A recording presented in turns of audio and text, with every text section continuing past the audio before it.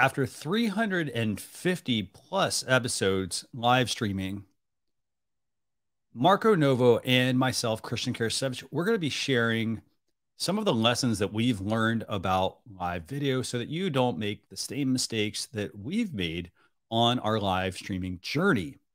So one thing you have to keep in mind, by the way, about live streaming is that it's a process. It's not something that you're going to start today and it's going to be exactly the same 6, 12, 24 months later.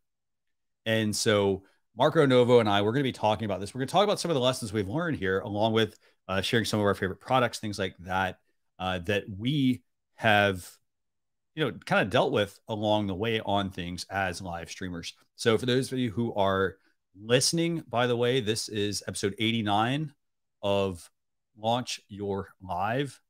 And this is available, by the way, we're publishing this also over on Amazon. You can go to launchyour.live/EP89. You'll be able to watch the episode. We're also streaming out to YouTube, and this is also being recorded as an audio podcast as well on your favorite podcast platform. Now, just a couple other things. If we are talking about any of the gear here and you want to check it out, you can go to launcher.live/EP89, or you can go to launcher.live/gear, and that'll bring up some of our favorite live streaming gear that we recommend. So without further ado, I'm going to go and bring on Marco, and we're going to kick things off because we got a lot that we want to talk about on today's episode. Isn't that right, Marco? Absolutely. By the way, hello. Have a nice Saturday. Wishing you a nice Saturday from Portugal. And let's talk about everything, or almost everything, because we learn a lot on this live streaming journey. So let's share this with the audience because maybe they will find here some helpful information. Definitely, yeah. And so, again, if you have any questions, just you can leave them in the comments on whatever platform you're watching on, and we'll do our best to answer them. Again, if you're listening and you want to chat with us, again, you can also get in touch with us at Launch Your Live on all those social platforms as well.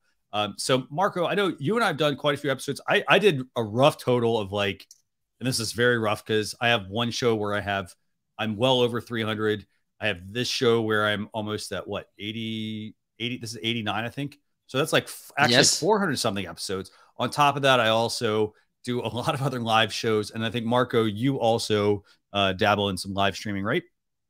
Yep. For instance, on my Amazon live show, I started in March and I made yesterday my 80th episode. Yeah. On my regular show, I have more than, I think, maybe 200, more 300, I think. And also I do some solo shows, and I don't know, maybe at least 500. I'm pretty sure that I need. So I'm pretty sure, actually, maybe what I should have said was after 1,000 or almost 1,000 episodes between the two of us. Yeah, absolutely. We've learned a thing or two, by the way. So it's not our first rodeo here doing live streaming. And I've been streaming, by the way, for quite a long time. Back in the days of it was when Google Hangouts were around. They were like the thing. And it was crude. It wasn't great. It wasn't bad, but it also wasn't perfect. It wasn't like it is today. And so, Marco, I know what you and I want to do is we want to talk about 10 lessons that we've learned about live streaming. So I'm going to turn it over to you. I'm going to let you, talk about things, or do you want me to cover the topics and then we'll bring up some products and things like that we've talked about. What do you think? Okay. It's okay. It's okay. It's up to you.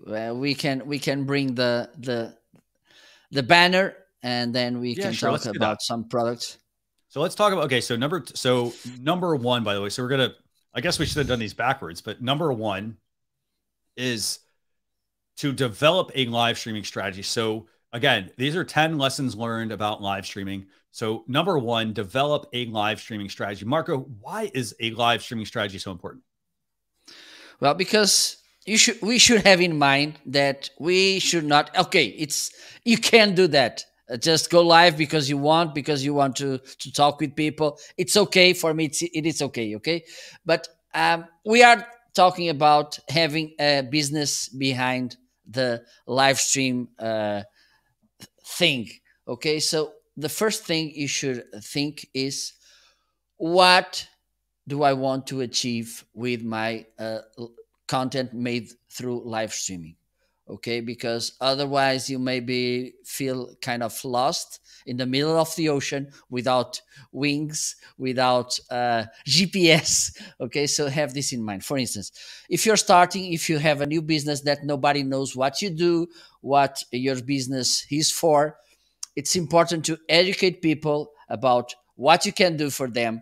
Also, it's important to build trust. For instance, if you have a business that it's already established in the market, if you have a base of customers, maybe you can go faster to the selling process. Okay, and also you can bring more educational episodes as well, so you can have more clients. Also, you can keep interacting with people to know what they are needing, what other products you can make, and everything.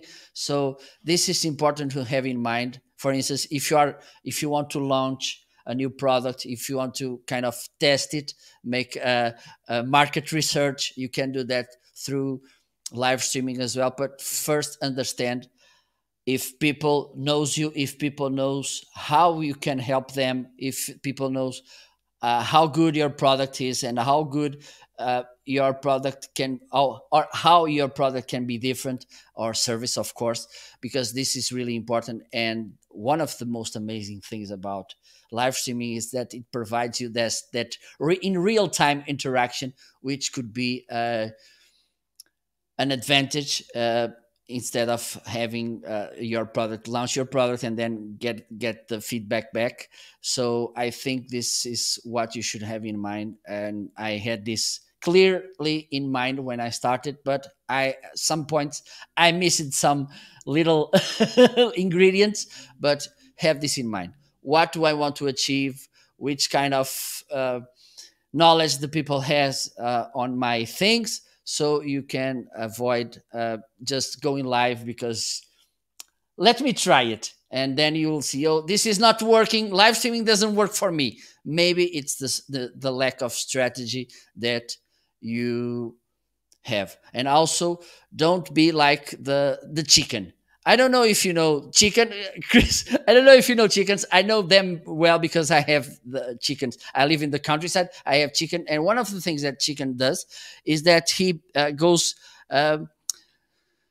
biting the floor one spot, and then she moves, and then she moves again, and then she moves again, and they don't have focus as well. And this is also important. Stay focused. Don't change too much the mood of the mood of your shows, your tone, also the way you make your live shows. For instance, today I'm going to talk about something, and the very next day I'm going to talk about something completely different. Don't do that, otherwise this won't work. Excellent point. Yeah. And so, I think like starting with a strategy is absolutely key for live streaming. It also, by the way, a strategy is your roadmap. So again, I mean, it's easy to just start live streaming. Like everybody says, oh, just start, they say press the button or all that kind of stuff. And it's like, no, that's not actually what you need to do. You need to start with a strategy. Like, yes, you can. Pressing the button is like the easy way out. Like, yes, I can press the button, but like, if you have no strategy, you have no roadmap about your live streams, then they're going to ramble on. For example, when I first started one of my shows, what I did was it was maybe 3 hours long, and it wasn't very, and we'll bring up this point in a few minutes, but it was 3+ hours long. It was very misguided. It was basically like a boat without a rudder. And so what I ended up doing was I started, but then I refined that strategy over time to tighten it up and tighten it up and tighten it up. And I made bigger cuts as things were going along. Like, i.e., instead of being 3 hours, I said, okay, it's 1 hour. That's how much time I get. Now what I have to do is figure out, how do I condense all of my stuff or my topics I want to talk about into that? I'll use another example for developing a strategy. So for example, I have a podcast called Launch Your Live. And I started off with doing that where it was just me and, a co-host. And then we said, okay, you know what, let's add an interview series. So we added an interview series, and then that became like a once a month thing that we would do. So you have to build up to that though. So we maybe the first few were hard to get, but then we started saying, okay, let's book 3 months out. Let's book 6 months out. So we don't have to always worry about that. So we knew what our strategy was for that. And then when Amazon Live came out here, what we did was we said, okay, how does Amazon Live fit into this? And so I don't do every episode, for example, as a podcast. It's a podcast. Sometimes it's a video on a YouTube channel, for example. And then other times when it's relevant and it fits into the Amazon strategy, we make an Amazon product one. So again, you got to go in with a strategy. Okay. Absolutely. So what's number two, Mark? Let's talk about number two. Or, is there anything you'd recommend for developing a strategy? Like, are there any products or anything people should check out? Well, one of the things I like to recommend, and I'm an old-fashioned guy, yeah, sure, is reading books. Okay, I have this. For me, one of the most amazing books I read was 80-20 on marketing and sales. That it's related to the Pareto's law. Okay. What is the 80-20 rule? This rule states that 80% of your income is generated by 20% of your customers. Okay. And the good thing about this is that it applies within this 20% as well. So 80% of the income generated within this 20% of customers, it's again generated by 20%. And this is important because focus, for instance, if you want to start building your content strategy through live streaming, focus on the most common. For instance, if you want to educate people about your business, which questions those 20% are making often. Okay. For instance, if you want to make live shows, live shopping, for instance, like kind of what we do here on Amazon. Can we bring this book up, by the way, too? Sorry? Let's bring this book up actually as well, by the way, while we're talking about what people think what this is. So you're talking about, okay, so with the 80-20 rule, 80% of your revenue comes from 20% of your activities. Got that? Makes a lot of sense. And then obviously, okay, so we're talking about live shopping, right? Yes. So instead of talking about everything, every product you have, focus on that 20% of products that are generating, again, 80% of your income, of your profit. Okay. Because this rule, it's kind of universal. Maybe it could vary, okay? And sometimes they go up to the 90%, okay? But if you take a deeper look at your sheets, your dashboards, I'm pretty sure that you will notice that there's a pattern here and that 80% of your profits are generated by 20% of your product. So instead of talking about everything, because it's tempting, and sometimes you think, oh, if I don't talk about this product, people won't know about it, people won't buy it. Yes, of course, it makes some sense, but the problem is that you have limited time. Okay, so maybe this time that you're taking to talk about a product that so few people are buying, you're stealing time from talking about a product that people are willing to buy. So have this in mind as well. And I truly recommend reading this book because I'm not giving the whole spoiler, but it talks about something that it's kind of the annoying factor. Okay. And I truly recommend to absorb the idea of this annoying factor, because sometimes we are annoying people with this selling message, and some of them will buy, but the problem, and we are so happy, so good, I sell and everything, but you sell to 5 people, but you have 5,000 people that don't want to know more about you because you annoy them. You're so annoying, and they don't want to see you again in life. So have this in mind as well. So that's why I love this book. So develop a strategy. So do me a favor. Let's bring the book up. Let's show people what it looks like, and then I want to make sure people know what this book looks like, because again, you know which one to look for. And this is cool, Marco. Actually, I think, do you have the book or do you have the online one? Yes, I have the book. Let me just give me 1 second. I think I have it here. Yeah, sure. Okay, so while Marco's going to get the book, by the way, yeah, so the 80-20 rule, great book, by the way. I have this. I have it on Kindle version. So let's put this full screen. So this is the 80-20. Hold that up for me, Marco. So it's the So that's the book, and also it comes with software. Okay, so you can have more information. So show me the book again. Let's see. So it's the 80-20 Sales and Marketing by Perry Marshall. Again, great read.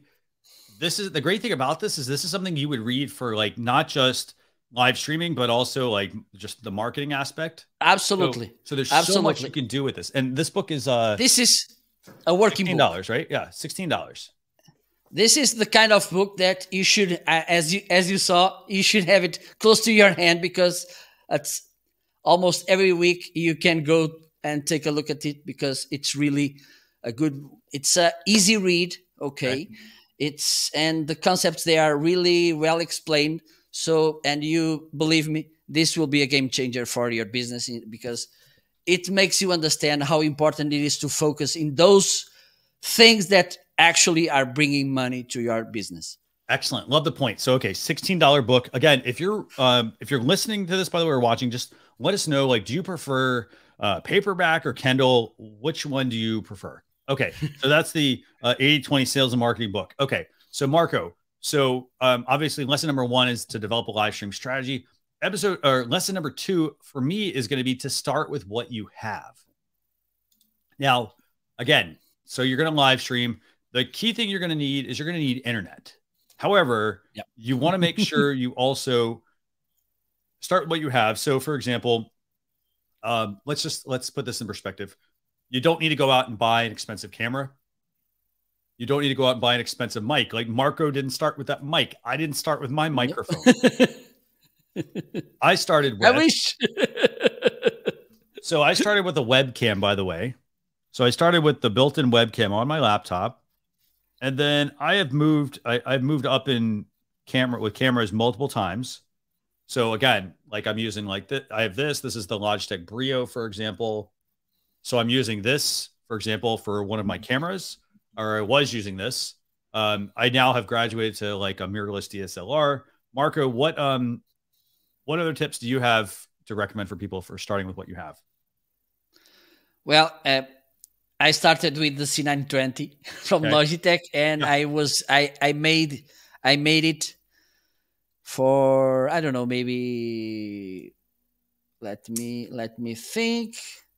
I made the other day 6 years since I started broadcasting. So at least I made 4.5 years with my C920, and also with this blue snowball ice microphone. Yes, exactly. Okay. So let's talk cameras real quick. Okay. So for camera, hold that there. Hold on.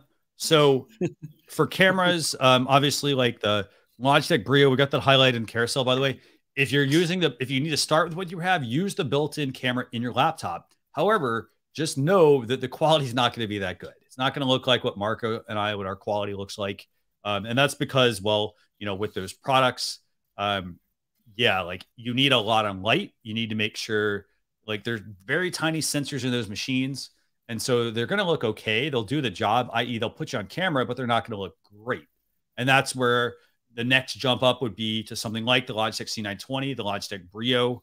Again, we got this highlighted in the carousel. This is the Brio, for example. This is a 4K webcam. Remember though, it's 4K, but it doesn't do 4K if like you're going to stream to a platform that doesn't support 4K.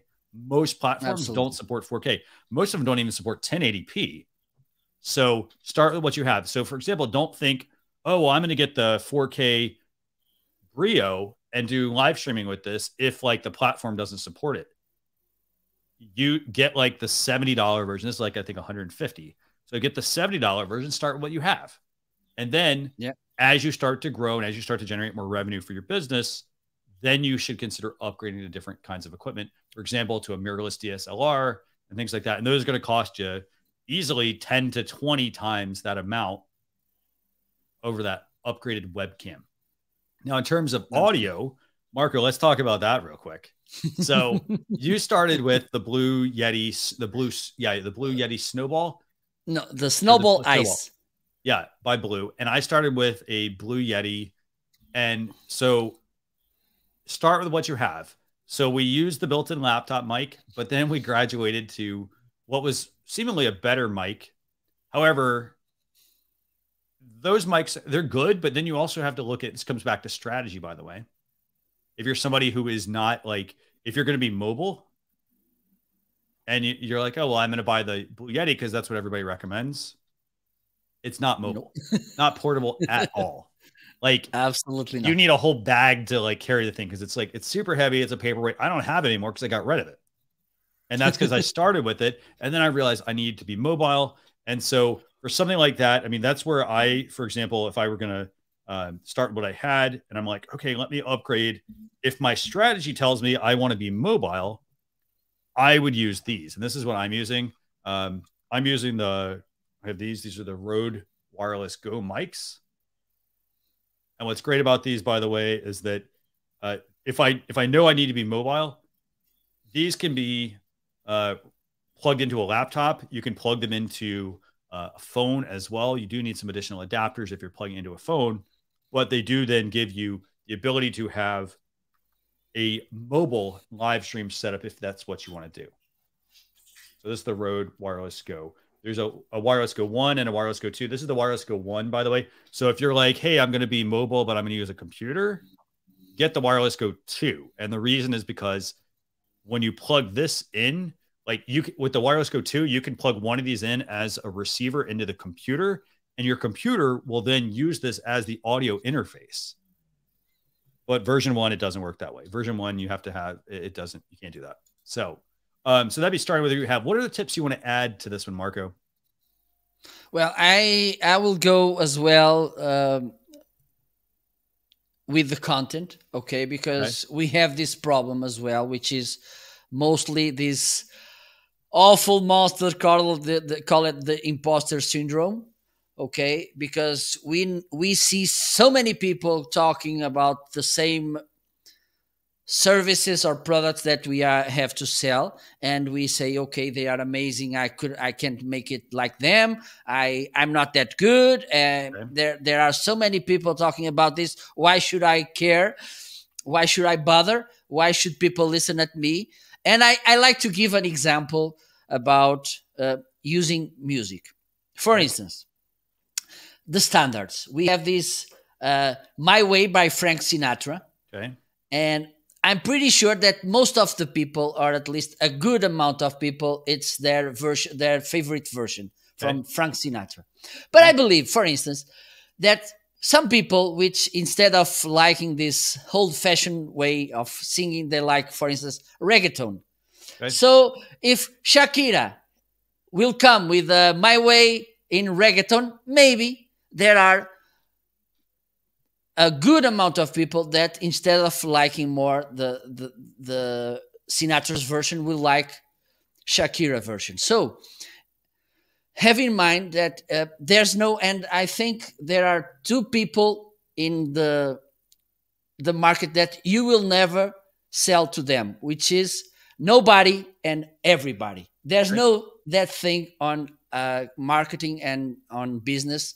There's nobody and everybody. So have in mind, maybe your different tone, your difference, your personality, your tone would be the favorite tone to enough amount of people to generate business for you.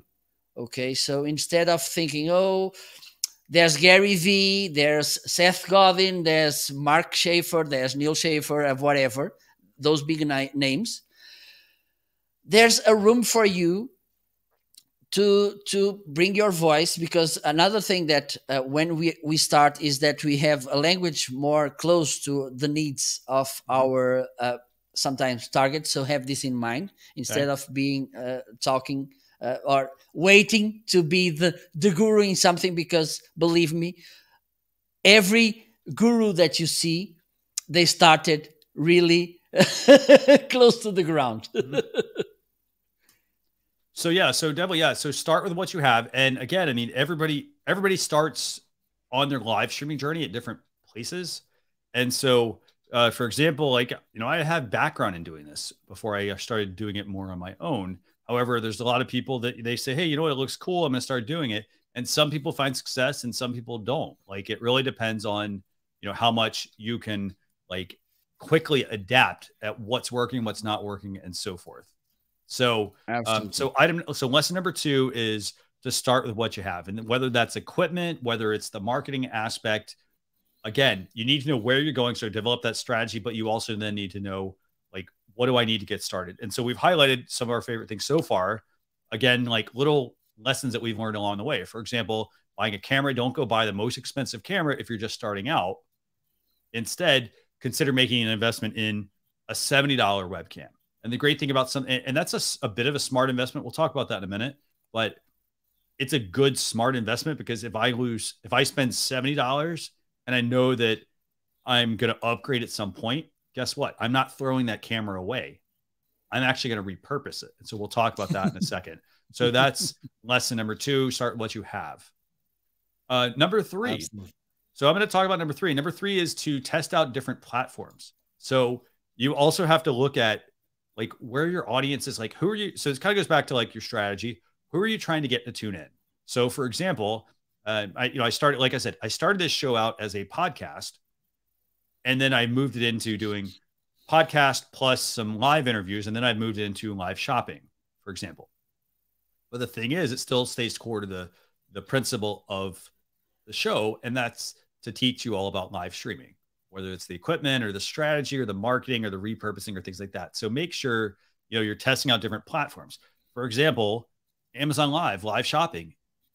It's something that works for some people and some industries. It does not work for every industry, but you kind of have to figure out what that path is. Like, I guess maybe the key point is some paths are easier to find.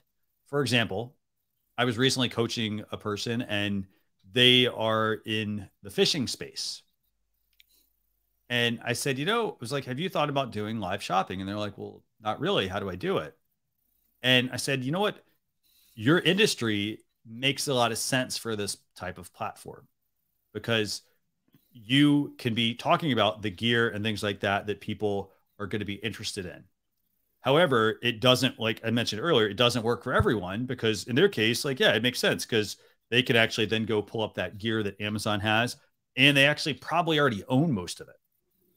Versus if they were, for example, trying to do a show on, let's say you were a tax preparer, for example. Yeah. I was thinking about the same.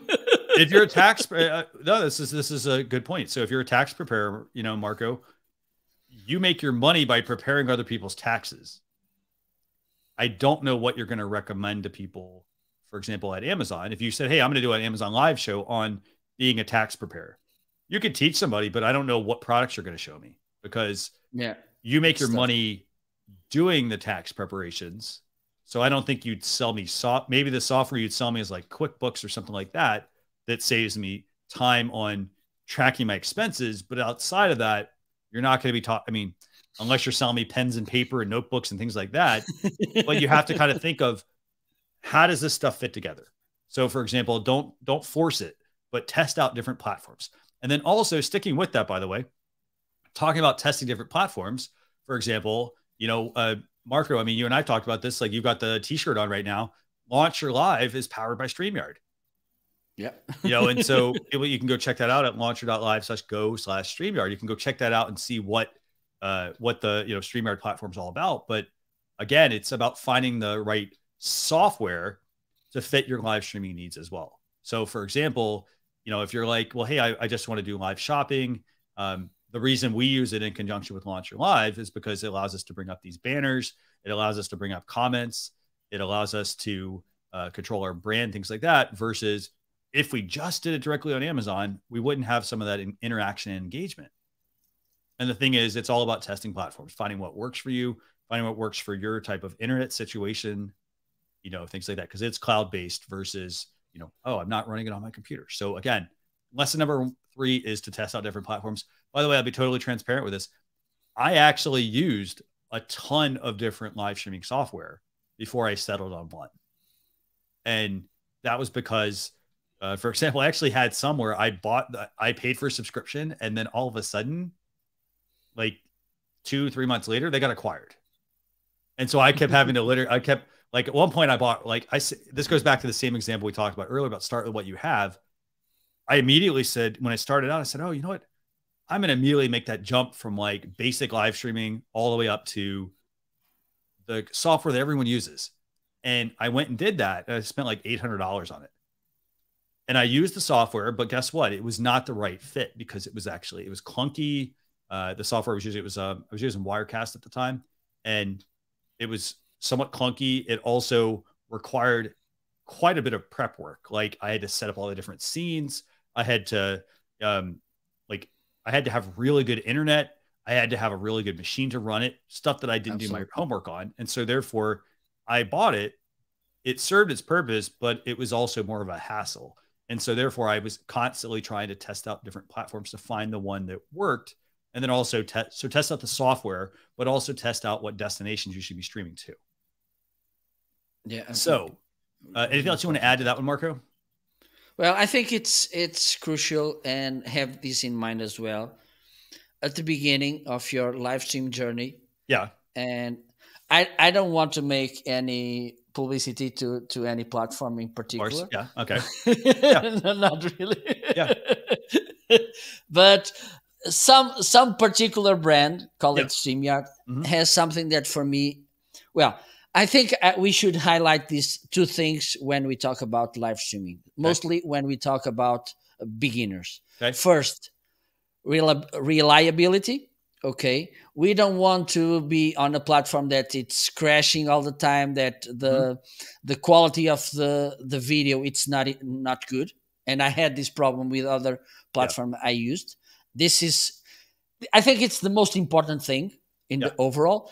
And the second thing is when we are starting, how easy it is to manage live streaming during the live streaming. Okay, that's an excellent point. Yeah, we need to. If we are here, okay, I don't know where to change the scene. I don't know how to bring the guest. I don't know how to bring the comment.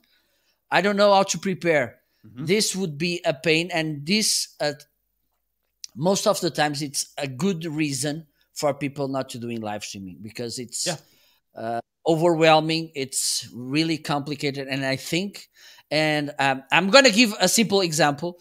I made, when the COVID thing hit the market, I made a couple of reviews of live stream platforms on live. And I made one that I made I have to do 2 sessions, 45 minutes each, to show everything how to work. And then I went to StreamYard without preparation. I just went to the platform and let me show how does it work. It lasted half an hour. And I said, okay, maybe I missed something, but I start looking and it was everything covered. So really, really easy and fast to manage. And this for me, it's really important because at the beginning, we are so nervous and everything seems huge. And StreamYard makes him small so we can be comfortable and confident doing live streaming. And this for me, it's really important as well. Definitely. Yeah. And so just one last point that I want to make on that is like when we start talking about like gear, we start talking about, for example, this is a minor thing. We start talking like the Rode Wireless Go, for example, we start talking about computers, we start talking about like cameras, when we start talking about this stuff and if you get nervous around technology, things like that, again, this is why you should experiment with different platforms, because if you get nervous, it's going to be hard for you to do a live stream. And so that's why when you're testing out different platforms, you want to use one that is going to work for you. So for example, if you're not a technical person and you have software that is very technical and hard to learn, that's going to make that barrier to entry is going to be even more difficult. So absolutely. Again, test out different platforms, know what your needs are going into it. Like, for example, I need something that can work from a mobile phone, for example, or I need something that I don't have to set up all the scenes and I literally just want to go live. So just keep that in mind. Okay. Lesson number 4 is to don't be afraid to experiment. And we say experimenting for live streaming, it's across the board. It's everything. It's experimenting with, for example, what software you're using. It's experimenting with the different strategy. Like what kind of show are you doing? What platform are you streaming to? You know, should you make your Amazon Live over on YouTube and make it public, for example? Should you make it unlisted? What, should you have a shopping component, for example? Lots and lots and lots of options here. And experimentation, it doesn't just mean platform, social media channels. It also means equipment, like experimenting with different types of equipment. So Marco, do you have an example of some, like, actually, no, I want to give an example of the equipment. Okay. So we talk about experimentation. Perfect. Okay. So I'm going to talk about, let me see. I'm going to talk about the Cam Link, by the way. So do me a favor. Can you bring the Cam Link up? Let's show people what the Cam Link looks like. So this is the Cam Link, by the way. I'll show you guys this box. So this is the Cam Link. And actually, I actually think I might have this. So let's see. I've got the Cam Link. Let me open it. Okay. So here's what here's why I'm talking about, like, don't be afraid to experiment. Okay. So there's your Cam Link. And what's in this box? I mean, very simple. So here's what you get with the Cam Link. You get this, an HDMI, USB. It's a USB HDMI dongle. It also comes with this, an extension cable. Okay. So here's the reason I bring this up. Okay. So we talked about this earlier. We talked about different cameras. So for example, if you're starting out live streaming and you're going to use the built-in webcam on your laptop, the next iteration would be to use something like the Logitech Brio, the Logitech C920. However, if you want to go to like a mirrorless camera, maybe a Sony A6400, like a ZV-10, maybe it's a Canon M50, you need something like this. So here's why I'm talking about experimenting. This is $150 for this little product. It's this little product. It plugs into your laptop. You plug in, basically, then it just works like this. So you plug it into your laptop. For example, if you have like a new computer and you're like, hey, you know what? The ports aren't big enough. You plug the extension cable in just like this.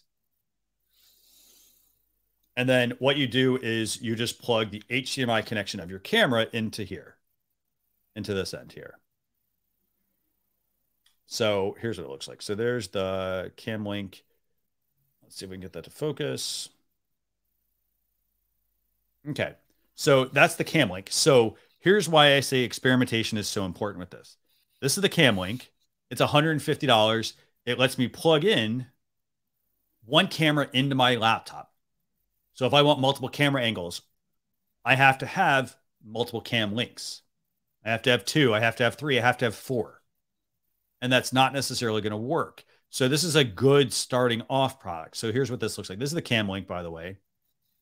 And this is, like I said, it's about $118 on Amazon. But this is the Cam Link. And so the reason I'm talking about experimentation here is because this is a great little product. However, the problem you have is that what a lot of people do is they'll buy this when they really should have bought a different product. So this is $118. So Marco, what's the other reason? So this is just for like a single camera. Now, the other thing people could buy is what? The A2 Mini Pro, right? Yes. Yes. So why should I consider, when we're talking about experimentation? So if you need to hook up, you know, if you've already gone the route of the USB webcam, for example, or the built-in laptop camera, and you're like, I want to upgrade and I want to get that, you know, super sharp picture and I want to get that blurry background, for example, it comes at a cost. Yeah. Because it's not just buying the camera. You've also got to buy all the equipment. You got to buy all of the cables and all the stuff that's associated with it. So here's the thing. I made this mistake. And my mistake was I bought a Cam Link to start. And that's because deep down, I wanted something else. So can you bring up the A2 Mini for me, by the way? So this is the Cam Link. And this is good. If you're hooking up one camera, this is a great product. But guess what? I can also go buy this product. And how much is this, by the way, Marco, the A2 Mini? Now the ISO, which has... So there's 3 models, right? Recording features. Yeah. So there's 3 models of this. This is the A2 Mini Pro ISO. It's $800. You can plug 4 cameras, 4 HDMI cameras into this product. And just think about it like this. So if it cost you $118 or $120 for cam link. For one cam link, you can buy one A2 Mini Pro for just a tad more of what it would have cost you to buy all those cam links. And you get, in addition to the ability to have a capture card, you get 4 cameras. You get picture in picture, you get recording, you get transitions, you get all this other stuff with this product. Now let's take it one step further. Do me a favor, bring up the $300 model of this. So they have a $300 model of the Blackmagic A2 Mini. It has 4 cameras. It doesn't have the ISO model. It doesn't do the recording directly to, like, it doesn't let you plug in a hard drive and record directly to it. But it's still a camera switcher. It supports 4 cameras. It's $295. No typo, $295. So this is why I'm talking about experimenting. So you want to buy this, everybody tells you go buy the cam link. If you know that you have other HDMI capable cameras and you want to use them with the and you want to have multiple camera angles during your live streams, don't buy this to start. Buy the $295 A2 Mini Pro. And that's because it's $300 and you're not going to end up like, for example, in my case, I've got the cam link and I'm not going to use this. Right?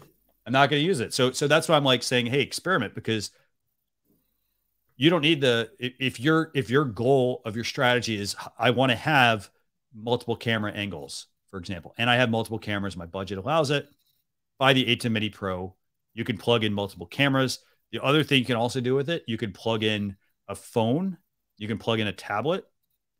Those can be plugged in via an HDMI to like Lightning or HDMI to USB-C connection. And then now you have multiple camera views that you can switch between. The other thing about this, by the way, also the A2 Mini Pro, I'm going to just turn this on. I have picture-in-picture built in. So if I wanted to show picture-in-picture, I can easily, I'm just literally just doing this. I'm moving this around with a button. And I'm able to move this around. I'm able to turn it on, turn it off, do some fades, things like that as well. But I'm doing all that from this single device. So that's what I'm talking about not being afraid to experiment. Marco, anything else you want to add about experimentation? Well, there's something interesting about live streaming and experimentation, and I do this often, which is there's a new feature in the tool you're using, for instance, and I go and I try it live. Okay. What you should be aware is that sometimes this could go wrong, okay, or not so good, because at some points they are developing the new feature or something, or you don't know perfectly how to work with that. Mm-hmm. Don't bother with that, okay? Don't raise too much the bar that you think, oh, this needs to be perfect. My recommendation, when you're testing something live, put it in the description of the video, okay? Testing this new feature in this tool or something, okay?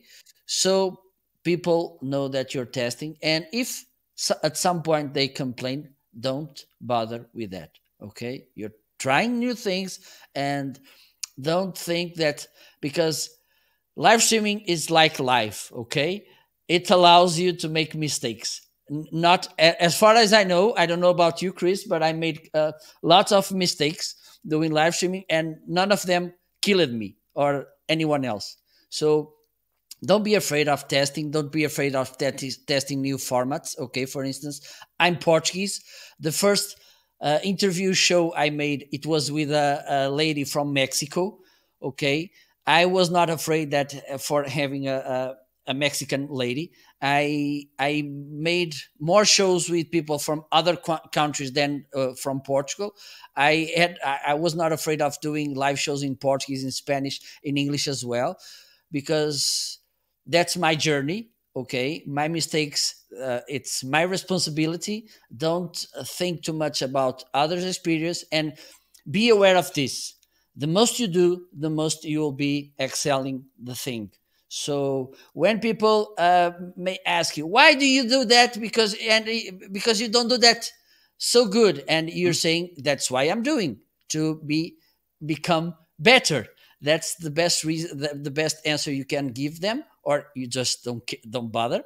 But it's really important. Live streaming, to get to your real tone, to get good on it, you have to try, you have to make some experiments. So do it. Don't don't be afraid of them. Excellent point. So I think that's super, super, super important. It actually brings me to the next point, by the way. So, you know, I like the point that you made about not being afraid to experiment, because here's the thing.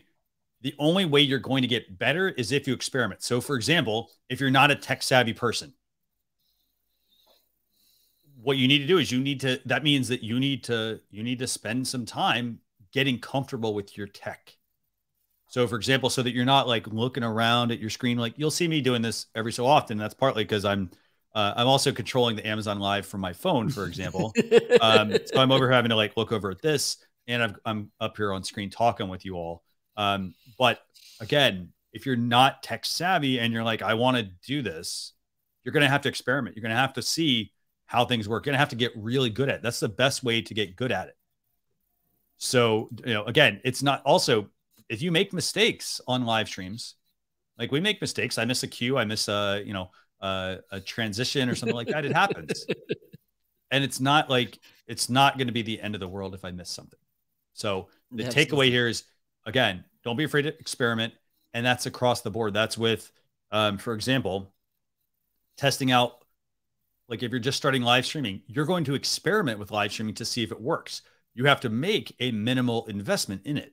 And that minimal investment would be a $70 webcam, or no webcam at all, and just use the one that's built into your computer. But then if you're like, you know what, I like, if you say you want to be a professional live streamer, guess what? Chances are they're not using the built-in camera on their laptop.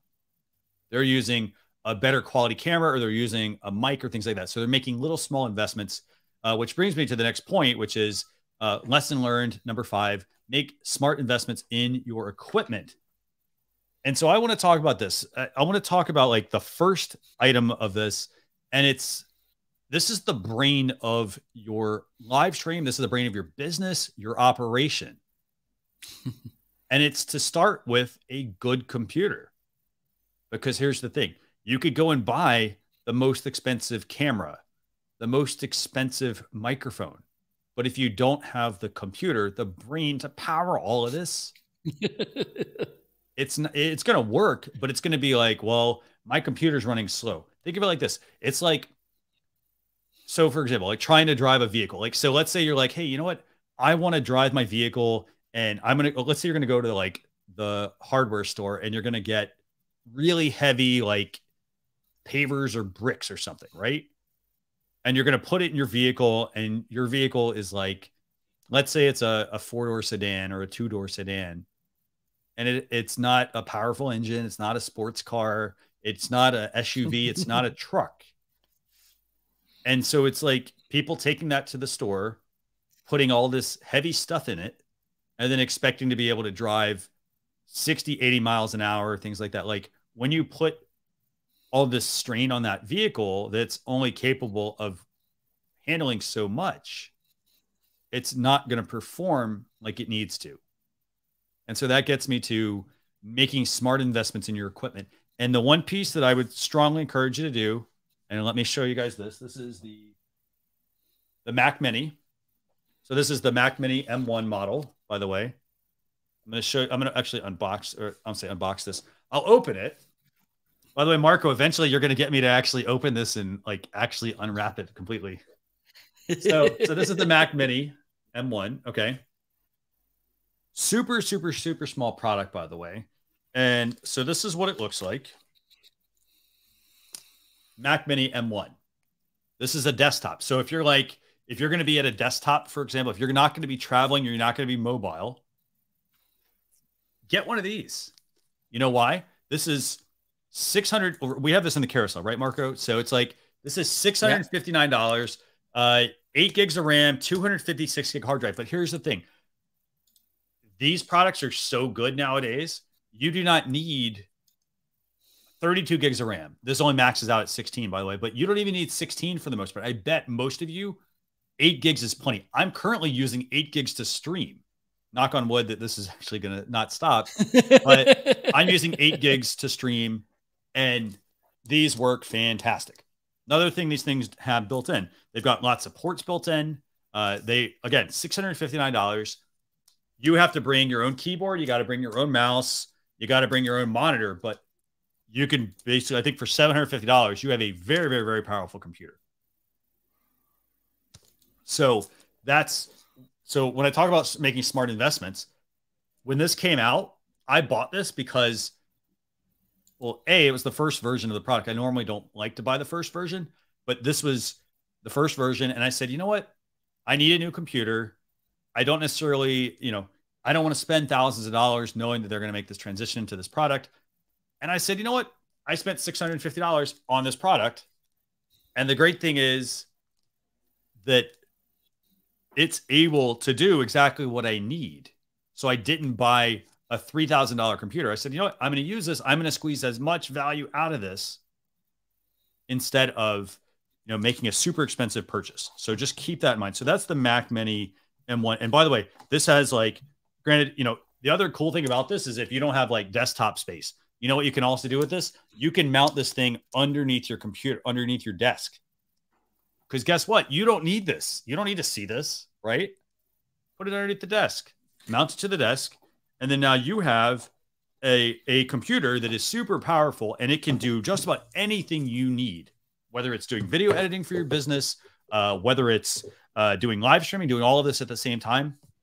So there's your Mac Mini M1. And I'm going to bring this up real quick just to show you all this. So this is the product. Make smart investments in your computer. This is the brain of your operation. Now, the next thing I want to talk about. So this thing's got some ports on it. As you can see, Marco, let's do this. See if you can zoom in on this ports a little bit. So it's got a power cord. It's got an Ethernet port. It's got 2 USB-C/Thunderbolt ports. It's got 1 HDMI monitor output, and it's got 2 USB-A ports and a pair of a headphone connector. Now, if you're somebody that okay, so you're okay, well, I mean, I don't think you really need any additional ports here, right? I think this is a great product for what you've got here. But if you're okay, you know what? I want to plug more stuff into this. Okay. So when I talk about making smart investments, the next thing I want to highlight is that if you get this type of product, I can't encourage you enough to get one of these. I'm going to show you guys this. So Marco, what is this product we're going to talk about? Well, it's a hub where you can have more. It's a powered dock, actually. Yes. So here's why this is important. So let me see if I pull this up. You're going to look at this and you're going to say, well, hey, this is expensive. This is the product. I'm currently using this, by the way. So this is the product. This is the CalDigit T4 Thunderbolt 4 Element Hub. So if you're hey, you know what? I need to be able to plug in more stuff into this product. Here's the side. This might be a better view. So as you can see here, so it's basically a powered dock. And so it has 1 connector that goes to the computer. You've got 4 USB-A ports, and you've got 3 USB-C/Thunderbolt ports. It's powered. It also basically means that this is powered. So you plug this into power, and you can plug pretty much anything you need into this. And so I'm going to bring this up, Mark. I'm going to pull up your photo of this. So here's the reason why I would get one of these. So if your computer doesn't have enough ports, you can go and you can buy, Marco, do me a favor, click on that hub on the right-hand side. Go all the way to the right-hand side of your screen. Yeah. So there's a hub, and there's 2 types. This is the one he's going to click on. This is not powered. So the way this works is it plugs into your computer, and yeah, you can plug in HDMI connectors, and you can plug in SD cards, and you can plug in Ethernet, all that sort of stuff. And hey, oh wow, it's only like $50. Here's the problem with this thing. If they're not powered, the more stuff you plug into it, the more power it starts to draw from your equipment. So this is what, $60, $70. So let's go back to the other one, Marco.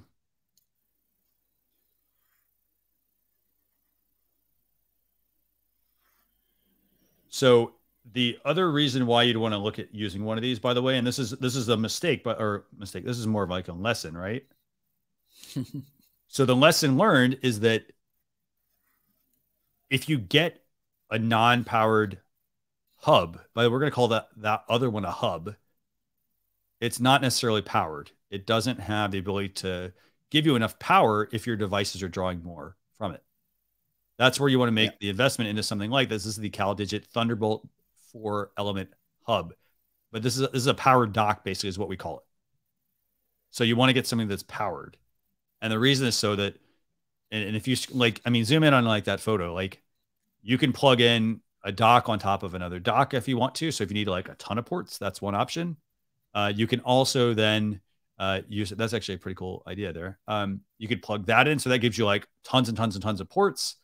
You have the ability, if you go to that bottom right picture, you could have a hard drive on the right-hand side. That's a four-port hub, or sorry, a four-port RAID system, I think. And so basically it allows you to have 4 hard drives plugged into this computer via this powered dock. You don't have to worry about all the power being drawn out by one item. Everything else is basically being pulled off there, like from that one. It's being powered. So, you know, the takeaway here is making smart investments. So, for example, don't just buy the cheapest product. Buy what works best for what you need. So that's my example of like getting the right laptop or the right computer, getting the right hub to power your live stream. Marco, do you have anything else you want to add to that? Well, I'm just gonna add something on the business side of this conversation, which is, and sometimes people, they say, oh, you know, it's too expensive, it's too this, to that. Have in mind, this is your business, and this is the way people are seeing you. So if you're not committed on having a good sound, a good image, a good a good background, everything, this will show how committed you are with your business. Okay. Yes. And one of the things that for me is important is that people, when they look at your live stream today, and when they look back, for instance, when you started, or when they will look in 1 year, they can easily notice a difference, an improvement. Okay.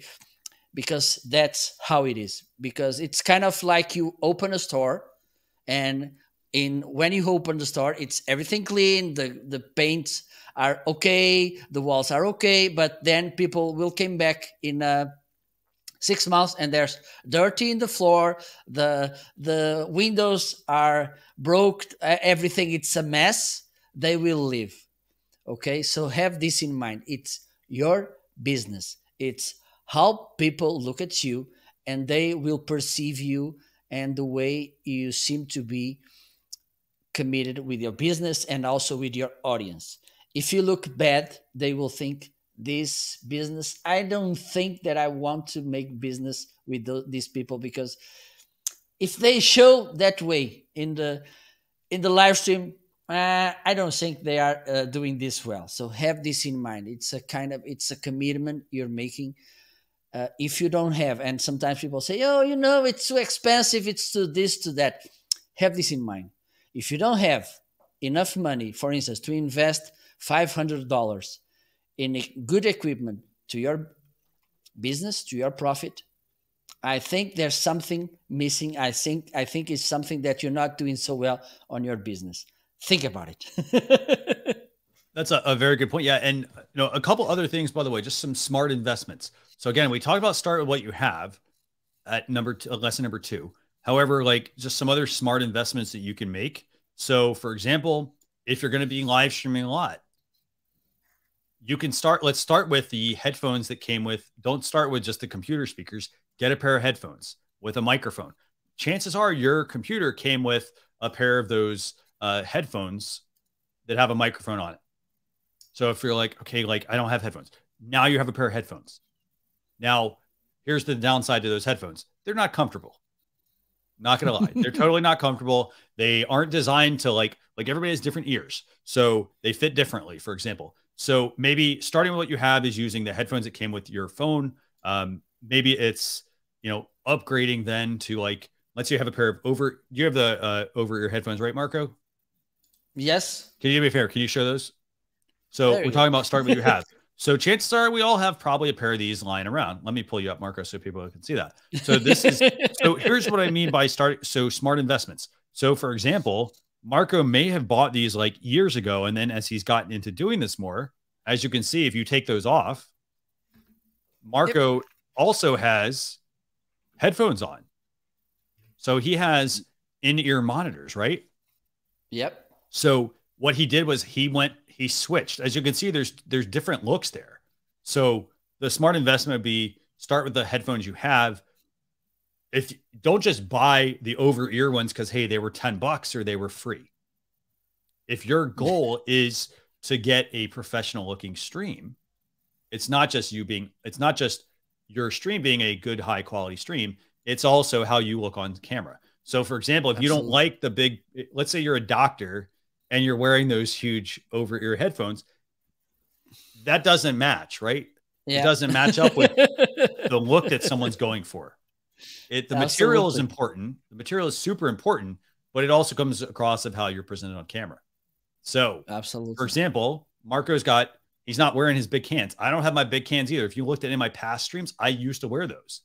I am now wearing, and Marco, I think you got these pulled up. Yeah. I'm wearing in-ear monitors. As you can see, you can kind of see these. I've got in-ear monitors. But the way these work is they go over my ear, they go down my back. And then now it looks like I'm not wearing headphones, but guess what? I am. I can hear you. I can see you. And so what we want to do is so these are the ones I'm using. I'm using the Sennheiser IE40s right now. I also have a pair of the SE215s as well. But those are all really, really, really good headphones. However, what I want to do is I want to talk about like a very cheap smart investment. And what model are these, Marco? The Mi M6. Yeah. So we've got the Mi Audio M6 headphones. So for those of you who are like, you know what? Let's pull that back up, Marco.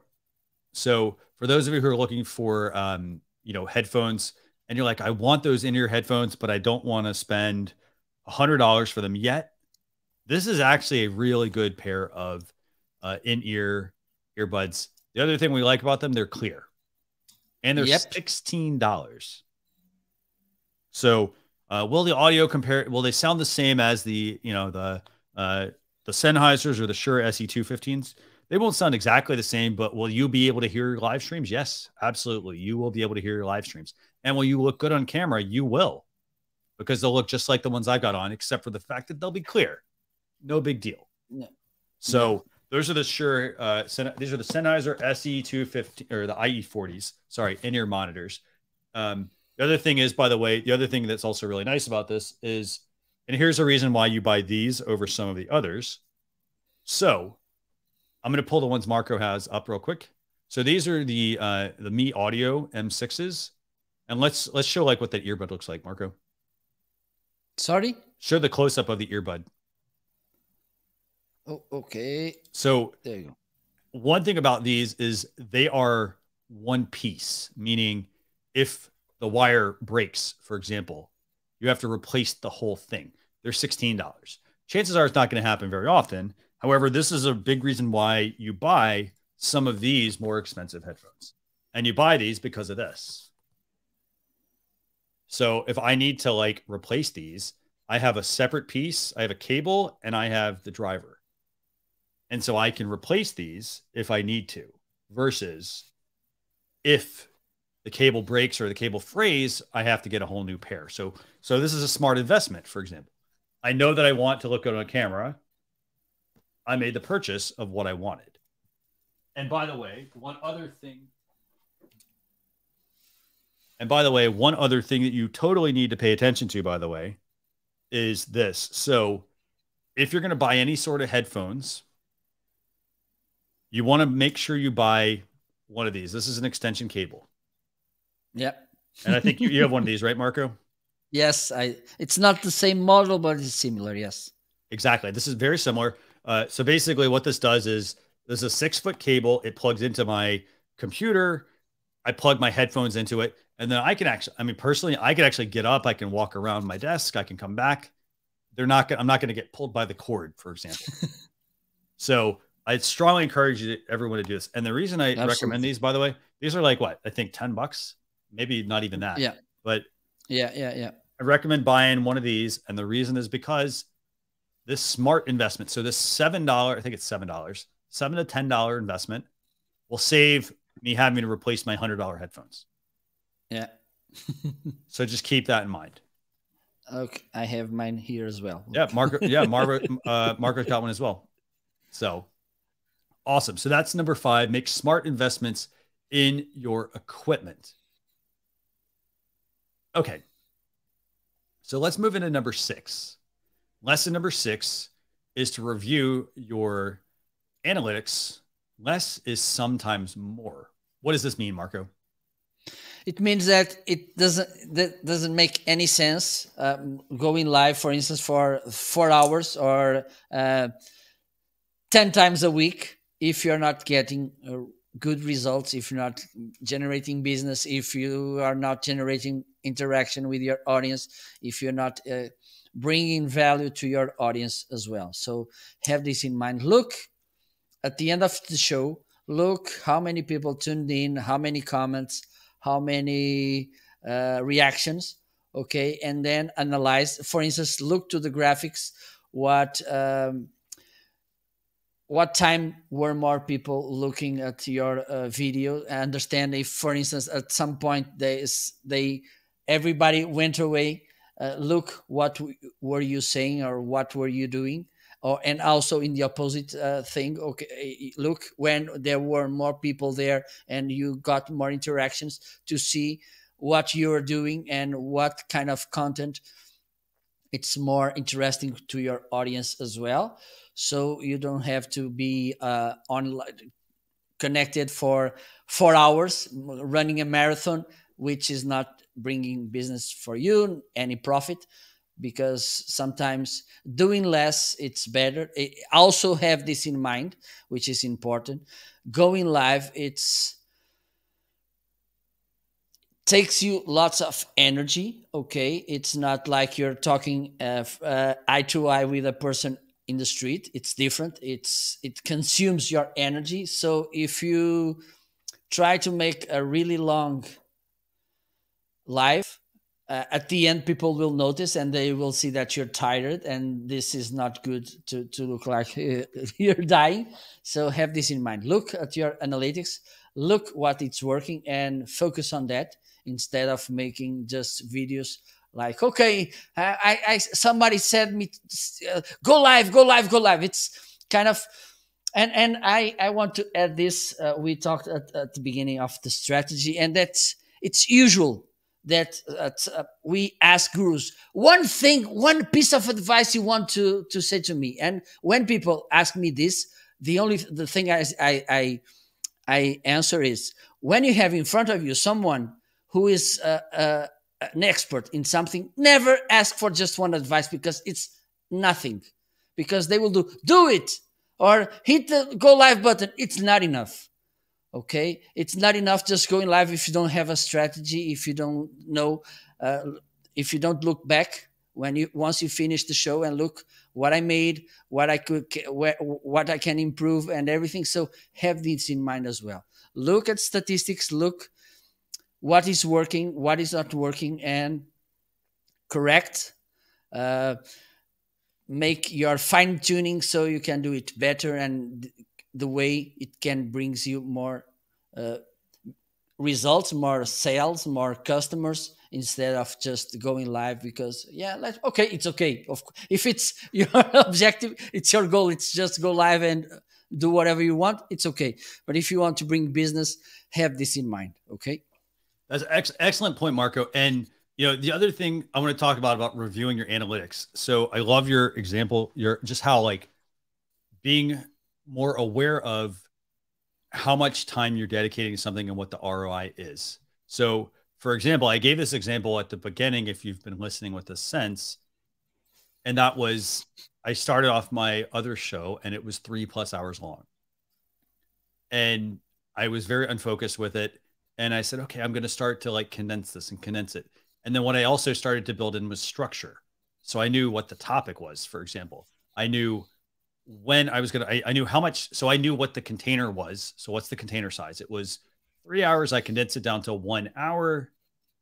So 3 hours, I was like, okay, well, that's great. I did it for 3 hours, but the ROI wasn't very good. So then I started condensed and I said, okay, I didn't go from 3 hours to 1 hour. I went from 3 hours to 2 hours. So I experimented. And then once I did that, I said, okay, you know what? I need to reduce it even more.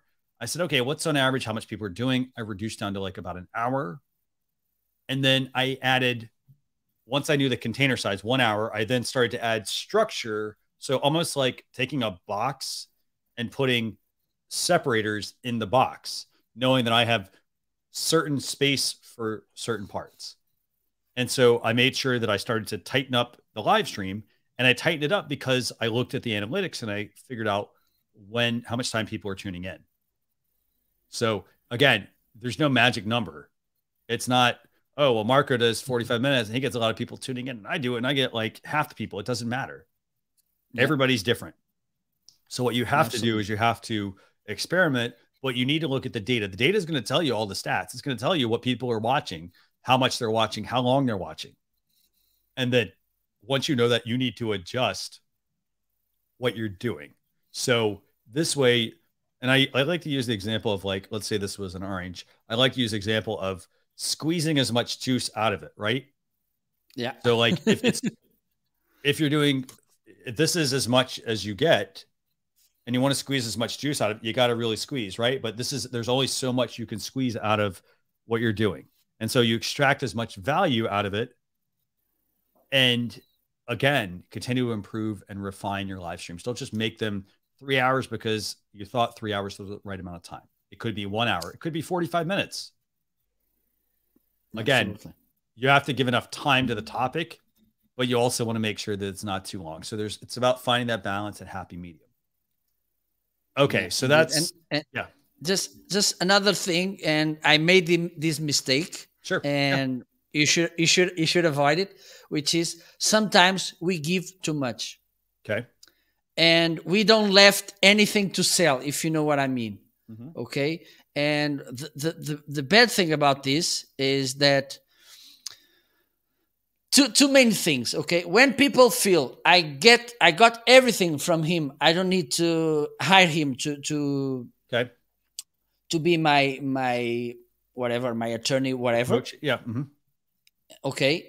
Because you gave them everything they think they knew, so they won't be hiring you. And the other bad thing about this is that they don't put value in what is for free.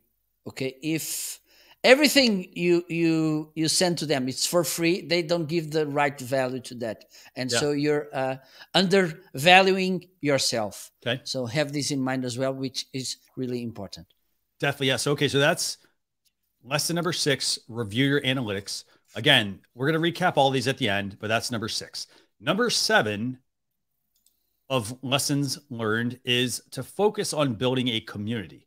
Now, what we mean by this is, I guess you could say, like, maybe the strength is in the numbers. So for example, right now, if you're watching on Amazon Live, by the way, we'd love it if you click that follow button and followed us. We go live multiple times a week. We talk about, in this case, we talk about a lot of live streaming gear on the channel. So, again, it's about building a community. So in this case, I'm not looking to, I'd love to have thousands of followers.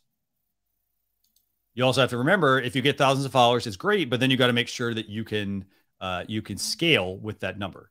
But what we're talking about here is focusing on building a community. And the reason is because if I start out streaming and I'm the only person I'm streaming and I don't have any community whatsoever built, the great thing about Amazon is Amazon sort of brings some of that community, but you add the value. And so they help get you in front of people, but then it's up to you to convince them to follow you and to want to tune in. And that comes with what's your show about? What are your topics?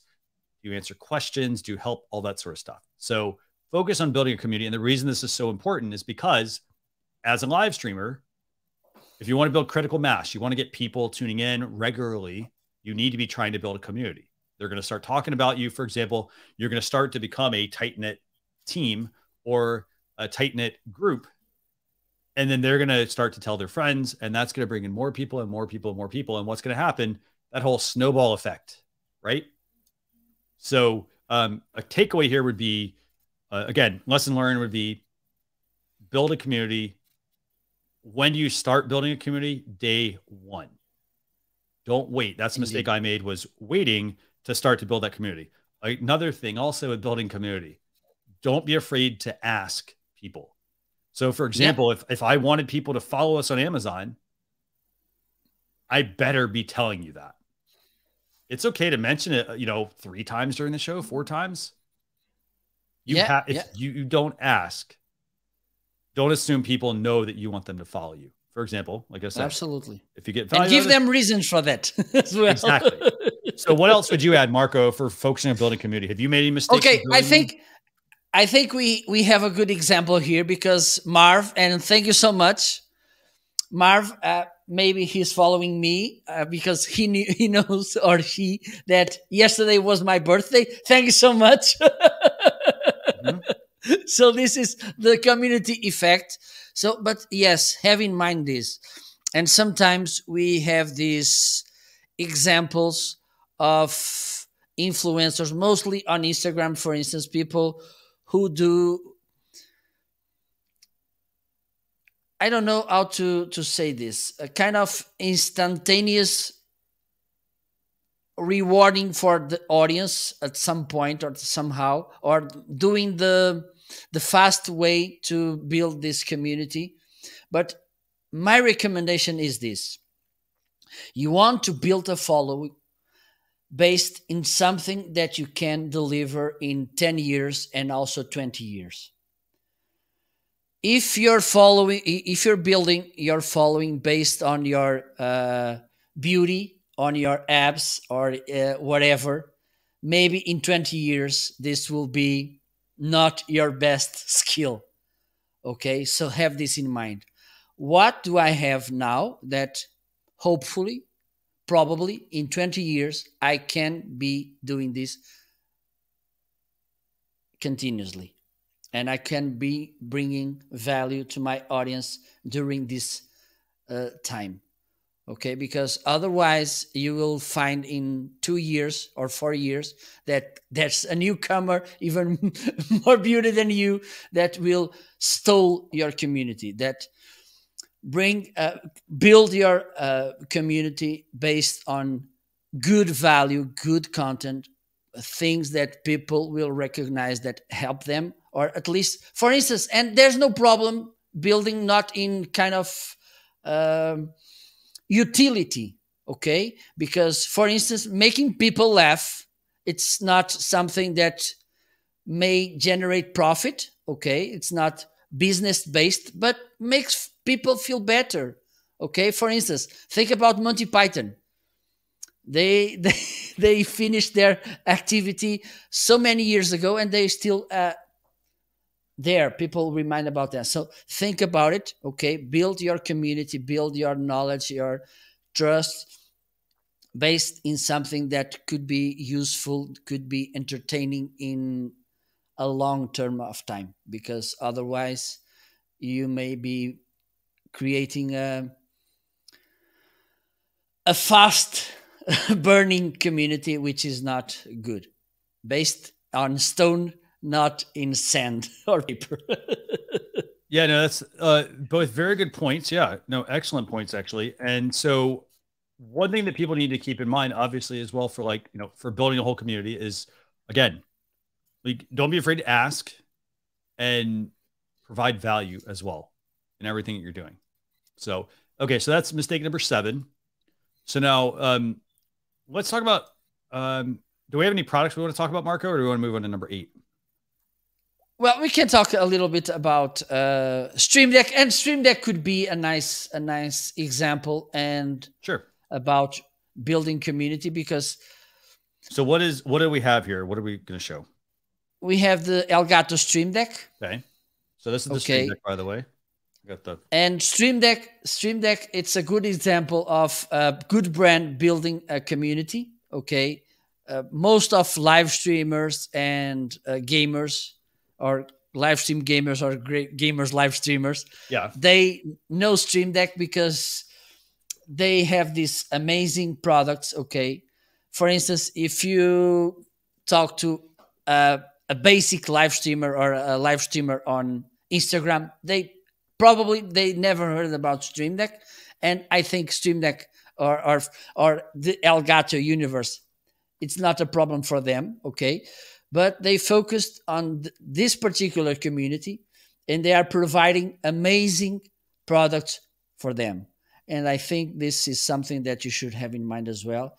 Provide amazing products, amazing experience. And the other thing about Elgato that I think we both love is that we can put everything to work together. Okay, it's kind of Yes. a hub where you can Mhm. integrate lights with webcams, with microphones in the same dashboard, and control that everything, for instance, from a Stream Deck, which for me it's really important. Yeah. Okay, for instance, if you don't want to get overwhelmed, you have your Stream Deck, you have your lights, your microphone, your what else? Your, oh my god. Well, I mean, you could use it for so many different things. I mean, if you want to Yes, improve your live absolutely. streams. So, for example, I'm going to do this right now. I can turn on my lights by pushing a button. For example, granted, they're too bright right now, but I can turn them on. So that's one way I can control them. The other thing I can also do, let's say I want to say I'm trying to be more efficient with my time. You could put timers on screen, for example. You could also, say you want to build a community. You can set up tweets to go out as well at the push of a button. So you could set up a tweet with an image when you're about to go live, and all you have to do is push the button on the Stream Deck, and it's all built into Stream Deck software, by the way. And so the way that, let me see if I actually have this. So let me see if I can share this, Marco. I'll kind of share the Stream Deck software. Let me actually get this. If you want, I can do that. Oh, you have this? Do you have the window? Yeah. If you have the software, yes. Show what the software looks like. Yes. Cool. So Marco is going to bring up the Stream Deck, and we're going to what we want to do is we're going to show you like some of the features that are built into their software. There you go. So this is the software that Marco is talking about. So this is the Stream Deck software, and I'm going to put this full screen so you guys can see this. So basically, the way this works is in the top left, you see where it says Stream Deck, and it's got, yeah. So if you click on that drop down, so Stream Deck is a drop down. And so when you click on that, and I'm not sure if you're clicking on that, Marco. Basically, yeah, if you click that. So what it should do is click the little drop down arrow. Let's see what that does. Yeah, there it goes. Okay, it's kind of delayed. So basically what it's doing is it's bringing up various, you could have different profiles, and you could have different setups underneath each one. It doesn't show the windows. Yeah, no, when you do, right. you go. Okay. But the point is, now I have. What do the buttons do? So one says cameras, I think, right? So what do all these do? Yes. These are my scenes. This is integrated with OBS. Okay, I use OBS. Some people use OBS to go live. I use StreamYard. Okay. And I use OBS just for as a virtual camera. Okay. So I have here the cameras I'm using. Okay, it's kind of single camera. Okay, this is my Canon T5 Rebel, or a Rebel T5i in America. So this is my C920. I can put here, I put the name here so I can know which camera is. I go to OBS to see which is the collection of scenes, because I can create different profiles. Then I choose the scene, which is a scene on OBS. Okay, and I do this, and I can do, and for instance, if I want to make a new profile, I just go here. It's blank, okay, and I can just drop. For instance, I want to do it here. Go to the yeah. So let's do this. So this is a great thing about the Stream Deck is if you're I want, one of the mistakes I made was not making my live streams a little more exciting and engaging. And one of the ways you can do that is by adding sound effects and audio, for example, and directly into your live streams. Is this royalty-free music, Marco, or is this Usually it is, yes. Okay. But Yep. there's lots of places where you can find free audio. For instance, Pixabay now has audio stock Yeah.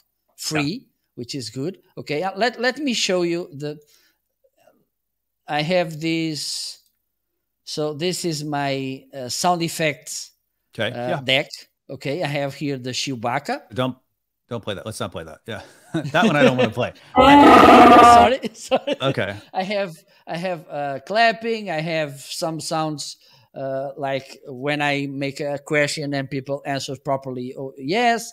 I have this one, which is when, for instance, I get a new follower on Amazon. I play this sound. I have the Ahmed. I have the which smile explosion. Okay, I have this modem, the 56K modem dial up.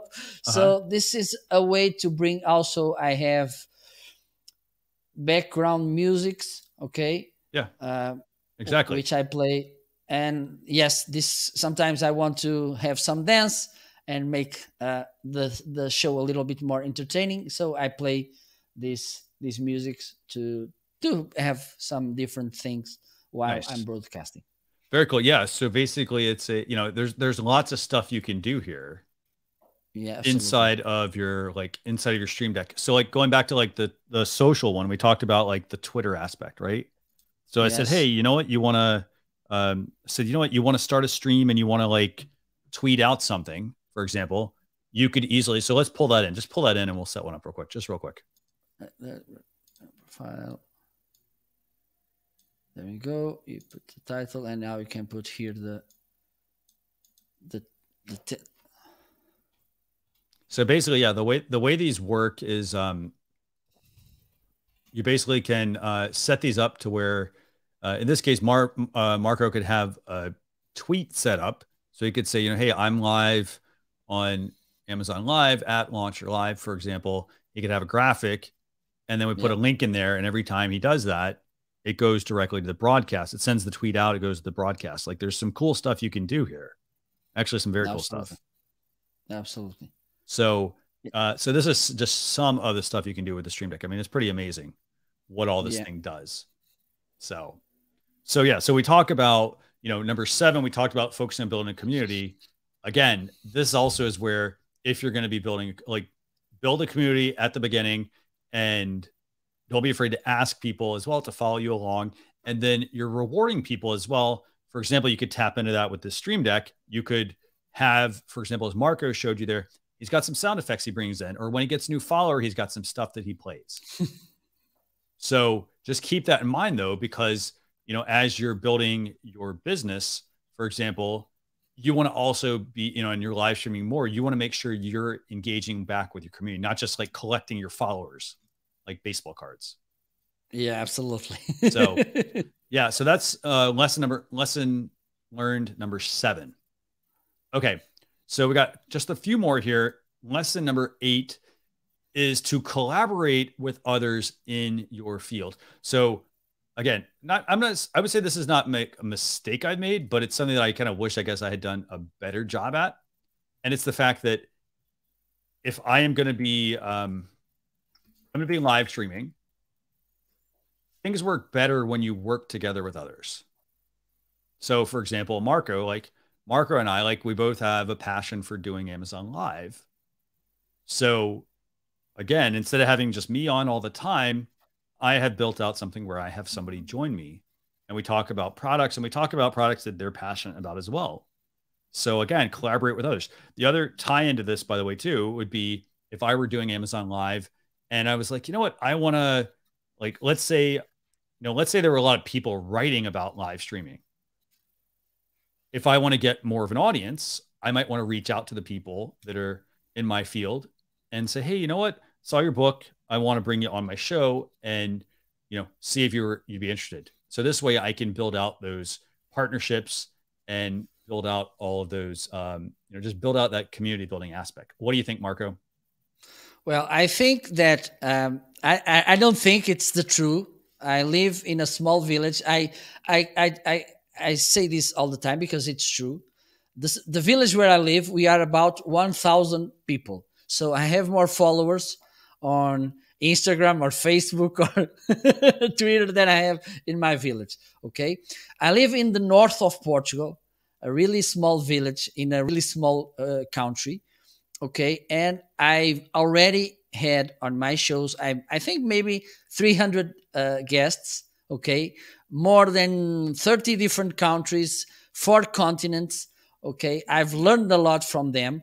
And one thing you should have in mind, don't look at those people, even though they are in the same field as you, even though they may have the same kind of customers. Don't look at them as your competitors. Okay. Because there's room for everybody. You will learn a lot from them. Hopefully they will learn a lot from you. You can bring different perspectives to their audience. They can bring different perspectives to your audience as well. This will be a really good way for you to learn to have different perspectives. For instance, when you live in a small country, as I do, for instance, I think there's just a few Portuguese people doing this live streaming as I do. So if I just look to my country, I won't be able to learn a lot. So that's why I look to other people in other countries, and some of them, they could be my competitors. I don't look at them as that because they are not. Okay, they are friends. Some of them, they become good friends, and some of them I never met them in real life. Hopefully I will meet soon.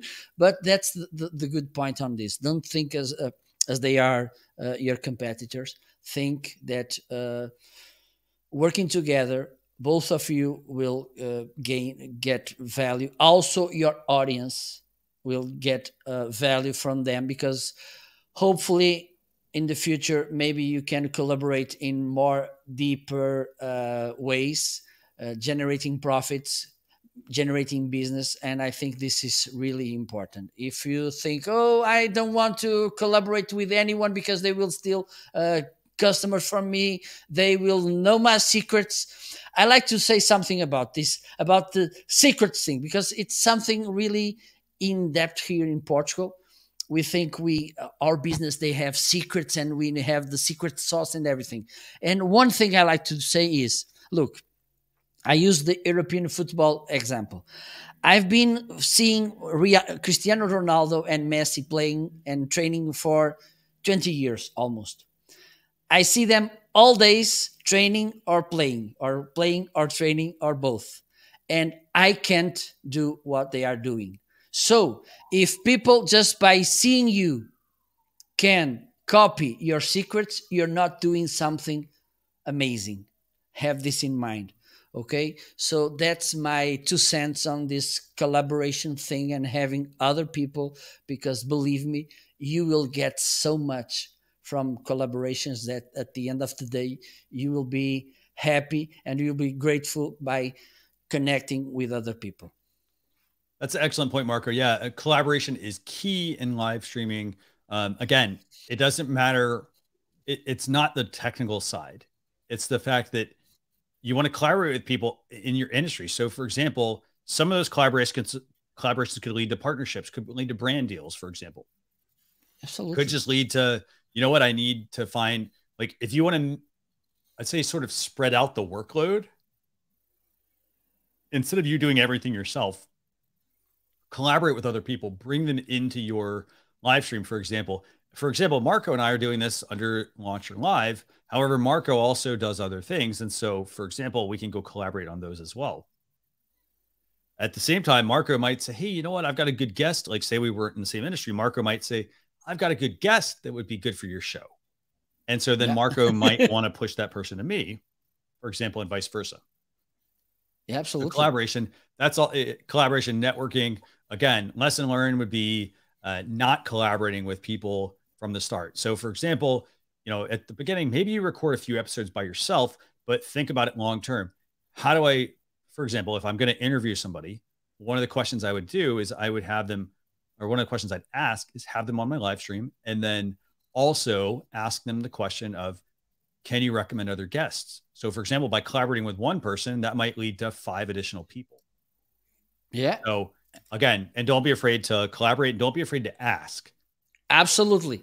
And Never ever. the other thing also, Marco, I think you talk about this is that like, it's sort of like an unwritten rule as well. Like when you have somebody on, like they're not, I would hope they're not going to be over there telling people, oh, well, yeah, you know, like I'm joining someone else's stream. And then they're like just pitching their own stuff. It's sort of like an unwritten rule of like, don't do it unless like, or, you know, ask people if you're going to be collaborating with somebody and you're on their own stuff, on their own shows, ask them if it's okay to talk about something you have, for example, and vice versa. So, Or do it. Give that step ahead, which is something that I do when I have someone on my shows. I ask them, "Do you have? Are you launching a book?" And sometimes I'm inviting them because I know they're launching a book. But mhm. usually, because there's an extra incentive to bring them. So if you have a book, if you have launching a course or something, and you want to talk about it at the end of the show, and just let me know, because one of the things you should do is also to bridge the conversation to that kind of CTA, to that selling time. So instead of, okay, do you want to sell something? No, Yeah, you conduct the conversation till you drive the conversation, so at the end it makes sense to talk about that book launch, that service, that course, or something. Okay, so this is something that you should, instead of waiting, just give that step proactively. So and your guest for sure will like this step. excellent. Great point, actually. So that's going to bring us to number 9, by the way. And Marco, do we have any products we want to bring up for any of these? Let me take a look. So let's see, number 9. What is number 9? Number 9 is repurposing your live streams, by the way. That's a lesson, a big lesson that we've learned. I think for something like that, in terms of repurposing your live streams, let's do this. Let's talk about the Rodecaster Pro. Okay, and we can talk about the Melanie's book as well. Or not, whichever one which one you want to pull up? Let me see. I think it should be okay. Let me see if it's there. Yes, So, the content fuel framework. okay, let's pull that up. Okay, so here's what we want to talk about. So, like, another lesson learned, number 9, repurpose your live streams. So I'll say this at the beginning: I made a live stream, I published it to some other platforms, and then I moved on to the next one. Kind of. Yes. And I'm sure most of us have done this. And so the key thing is, if you want to get more out of your live streams, it's not just doing a live stream. Like, I'll use this as an example. Right now, our approach is we are going live on Amazon. So launcher.live/EP89. You can see us. You can see exactly what we're talking about. You know, the products and stuff like that, like the Stream Deck that we've been talking about, right? So you can see all that sort of thing. But you also need to know that, like, we also go live on YouTube, for example, and we talk to people on YouTube. And then a third approach we take is, once all this is finished, all the audio is then turned into a podcast that goes out on iTunes, Spotify, Google, Amazon Podcast, and so on. Now, the repurposing part, you can take the repurposing a step further. And so the mistake we made is not repurposing from the start. The way you can also take this even further would be, I could take these, in this case, this is a great episode to do this, Marco. We could take every single one of these episodes, or sorry, every single one of these lessons, and these can be pulled out as 30-second clips. And then they link back to the full video, or the point in the video, or the article, or the podcast, wherever we want to send them to. So there's lots of options here in terms of repurposing your live streams. So that's what I would suggest in terms of making sure that we are doing that. Now, Marco, you were talking about a book. What's this book you want to talk about? Well, this is the content fuel framework. And this is the antidote to that problem of the blank sheet. Okay, because at some point we don't know what we should talk about, how to make content. And this is the unblocking system to generate tons of content. Okay. Melanie gives you lots of tips, and also she shows the framework to do this, because sometimes it's the most difficult thing is to come with a framework. And I think it's something that we should have in mind on each thing we do. Have a process to ease the process and to make it fast. Okay. This is something that I use for me. Okay. I'm always searching for the best way to do it fastly with the best result. I'm always thinking how to improve the process. So with this, you can understand, okay, for instance, and about this particular topic as well. Usually we prepare a show. Okay, for instance, this one was 10 things we've learned. But let's think. At some point, someone from the audience makes a question, a good question, and we give a good answer as well. And so this was not scripted, okay? And this answer could be by itself an amazing content to share, okay? So instead of having that golden nugget there in the middle of nowhere lost, you can take it off from the main video and share with the rest of your audience, which some of them are in other platforms.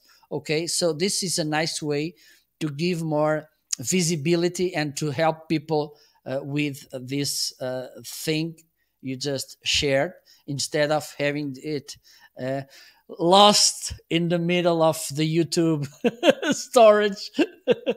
So this is something that you should have in mind. So with this content flow framework, Melanie shows you how, for instance, you can be very specific in some markets. For instance, understand, for instance, these 10 lessons I've learned, this was a good content. So let's be more specific. 10 lessons I've learned on YouTube, 10 lessons I've learned on Facebook. So you can have different contents, okay, based in a successful formula. You can split and be more specific to, for instance, in this case, each platform. So this, for me, it's kind of a must-have book, another working book. That this is for me really important, like the other one, 80/20. So if you want to become a real good content creator, this book is a must-have. Definitely, yeah, that's a great book. And this is how much is it? This is $12. Again, I have the Kindle version of this. But again, So I mean, do if I. you're somebody that likes, if you like the physical one, you like to mark up things, highlight certain passages, fold down some corners on the pages, great book to get. But again, $12. Again, it's a great book to get you started. And also, I think like this, the other thing is we need to constantly be learning and trying to improve what we're doing. So if something's not working, we need to seek out the help, whether it's, finding a different process. It's like, for example, if you're not into live streaming, you don't know what equipment to get started with, or you don't know how to start the strategy or which platform you use. Like, for example, that's why I started this podcast and this show. It's so that you can understand all the nuances to launching your show and the things you need to think about as a live streamer. So if you're somebody that, if you need help, for example, reach out to the right resources. So number 9 is repurposing your live streams. Again, check out the Content Fuel Framework book that Marco mentioned here. Now, I want to bring up the 10th lesson learned. And I guess, I don't know, Marco, for me, this is not even really a lesson. I think it's going back to that, what we talked about at the beginning is all about strategy. And it's finding your passion and live streaming often. You mentioned this at the beginning. It was about, you can't just go live like once and expect everything to be exactly, expect everything to be perfect, right? It's not going to be perfect. Not at all. What you need to do though, is you need to allow yourself to make mistakes, but the way you grow quickly is to fix those mistakes and then continue doing more streams. So for example, finding your passion. So the lesson learned here would be, you know what, if you're not really if you're not a technical person and you want to talk about gear and equipment, it's not going to fly. It's going to show in what you talk about, the way you deliver things to people. Like, don't fake what you actually are trying to talk about. So, so make sure that make sure that you are doing something you're passionate about, because you can talk about it without any issues. So what else would you add here, Marco, for number 10? And this is something that happens often, mostly. Well, it happened when I went to do my public speaking about live streaming, and people were asking me, "Well, Marco, which trending topics should I talk about so I can get more viewers and generate more followers and everything?" And I say, there's no right answer for that, because, for instance, if you just go with the trending thing, with the fashion thing, with the buzzword, you won't be good on that, okay? Because today you will be talking about TikTok, next week you'll be talking about Clubhouse, then next week you will be talking about Twitter Spaces, and nobody will understand at the end what's your point, what you're good at, okay? So have this in mind, and being consistent, persistent will make the difference. And believe me, you won't be consistent, you won't be persistent by talking about something that you don't like. Exactly. I love that. Love that point, Marco. I mean, talking about something you don't like, again, it's all about finding the passion, finding what it is you can talk about. So it doesn't matter. For example, it doesn't have to be the most sexy topic, I guess. It doesn't have to be something that oh, everybody's going to I want to talk about it because it's the latest thing. Yeah. It's finding a niche, an area that you are really good at, that doesn't matter how boring it is, because guess what? Your passion, your knowledge are going to shine through when you find whatever that passion is. And you got to experiment with things. You got to go live more often. Yeah, so we're not saying go, we're saying, okay, so we said earlier, measuring your analytics. Yes. Measure how long you go live and adjust. So for example, if you're going live once a day, some people stream for 3-4 hours a day and they get no viewers, they get no engagement, they generate no revenue from it. And so if the analytics are telling us, okay, you're streaming for 3 to 4 hours and people are watching 5 minutes of the show, or even, typically it's going to be even less, right? If they're not watching any of it and you're not generating any revenue, you're spending 4 hours a day. That's what is that? 1/6? What is it? 1/6, I think, of the day doing live streaming. And most of it's not generating anything. It's just doing the motions, going through the motions. So it's finding a topic. But it's finding a topic that you can talk about forever. It's finding something that you're happy to talk about. It doesn't matter how boring the topic is, you talk about it anyway.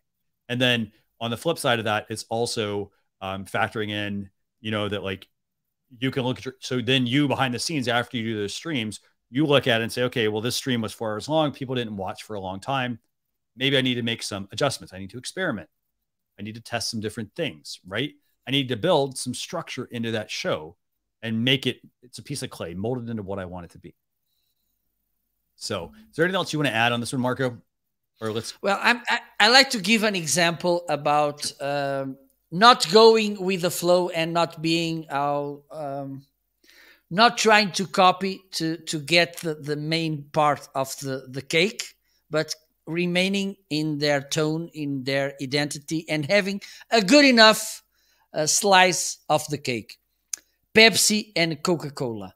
Okay, we both know, and I think the audience know as well, that Coca-Cola, it's the number one, arguably. Okay, and we both know that Pepsi Cola, it's the number two. And also we know that they have different tastes. Okay, what Pepsi could do if they were greedy, or they could try to make the taste similar to Coca-Cola. Okay, they have this taste, which is the number one. Let's try to do the same so we can steal their customers. But I think Pepsi understand how it works. If they do the same taste, people will keep with Coca-Cola because they already love Coca-Cola. People who love Coca-Cola, we love Coca-Cola. So if there's the same taste, I will stay with Coca-Cola. Okay. And they have this huge audience as well that loves the more sweet cola. Okay, so they stay with Pepsi because that's that taste. That's their taste. They love that taste. It's different than Coca-Cola, but it's different. And I think it's important to understand this. I think this, for me, it's crucial when you are in the business. If you just go copy something and you leave your identity because you want to copy the number one, you will lose your place in the market, and you won't become the number one because the number one, it's already established and already has his audience. So instead of wanting to get the number one, be the number whatever, but have your audience. This is, if you want to understand this a little bit better, read the Blue Ocean Strategy, because it's what it's about. Okay, instead of being, because there's this ego thing, I want to become the number one. Okay, but sometimes being the 10th in the list, it's good, it's profitable. You're providing something unique, something different to your audience that the number one doesn't provide. So have this in mind. Okay, and I think this is really important. I don't want to become the most amazing guy in the live streaming, or the huge having the hugest audience in the live streaming world. One of the things that makes me happy is that sometimes I'm in a place and I just laugh and people know Marco is here. This for me is good, okay, because it shows that, one, they are watching my shows, because otherwise they won't know my laughter, and second, my laughter has my own identity. And so I think this is important. There's small details. I think it's what makes you unique, what makes you different, and this is why people will like you. Excellent points. Yeah. And so what I want to do is I want to do just a real quick recap before we wrap up the show. By the way, for those of you watching, if you do want to check out any of the gear we've talked about, all you have to do is go to launcher.live/gear, or you can just tune into this episode at launcher.live/EP89. But what I want to do is I'm just going to do a quick recap. So for those of you, if you're getting into live streaming, we said we were going to talk about 10 lessons. After us having done, we said 350 plus episodes. It's literally more like probably closer to 1,000, I think, between the two of us. So here's a quick rundown, all of the things. So we talked about developing a streaming strategy. So that's number one. Number two, we talked about starting with what you have. So not having to go out and buy lots of expensive gear to get started. Start with what you have and then build as you are moving things along. Number three, test out different platforms. So just because everyone else is using one platform, it doesn't mean it's the right one for you. So test out different platforms, test out different places to stream to, and continue getting better. Number four, don't be afraid to experiment. So experiment with equipment, experiment with your topic, experiment with your show, for example, what your show is about. Experiment with the platforms you stream to. You may think that, you may think like, oh, well, I don't think I could be on Amazon Live, but guess what? It may work. It really depends on what your topic is about. And so you may want to refine it, make it better. Number five, we talked about making smart investments in your equipment. We talked about things such as, I talked about this earlier about like getting things like the Stream Deck, for example, knowing that if I want to be able to like quickly add in sound effects, I want to switch some cameras, things like that, I can use this. We talked about the Cam Link, for example, how you could get a Cam Link versus an A2 Mini or vice versa depending on what your budget is and what your intended outcome is. Number 6, review your analytics. So just because you go live for like 3 hours, it doesn't necessarily mean that that's the right thing to do. More does not always mean better. So more, sometimes less is more. So keep that in mind. Number 7, build that community. Don't wait. Start building that community. Number 8, collaborate with others in your field. If you want to quickly expand your reach, get more exposure.